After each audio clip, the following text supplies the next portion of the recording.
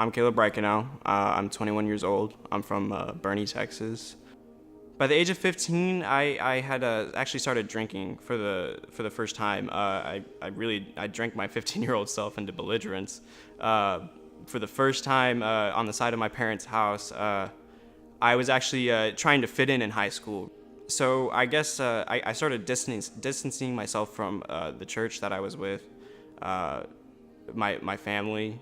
We knew who Caleb was. Caleb was raised in a great family. He's got 3 siblings that are fantastic, and so is he, but that wasn't Caleb. So it was very difficult for us. The first drug I got introduced to was cocaine, actually, and that led to marijuana, all that stuff. So, I mean, it did progress very fast from the age of 16 to 18. I had to graduate from an alternative school because I wasn't attending school regularly at all. I was always tardy, or I just didn't even go to school.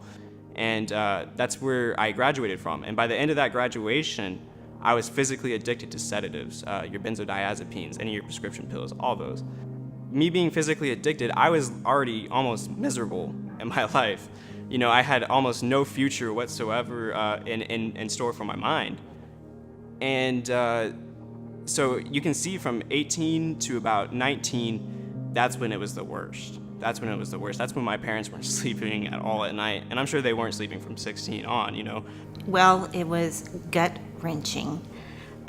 Sleepless nights. I learned to sleep with my phone next to me because I never knew what kind of call I would get. I saw my son spiraling down, and honestly, my prayer was for him to turn to Jesus, and I knew that that was his only hope.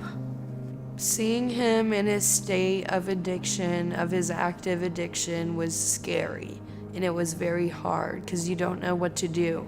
He would just act completely different and then just get angry and just get emotional. He was depressed all the time, and so it really took a toll on our family. It was very hard without that emotional support from him.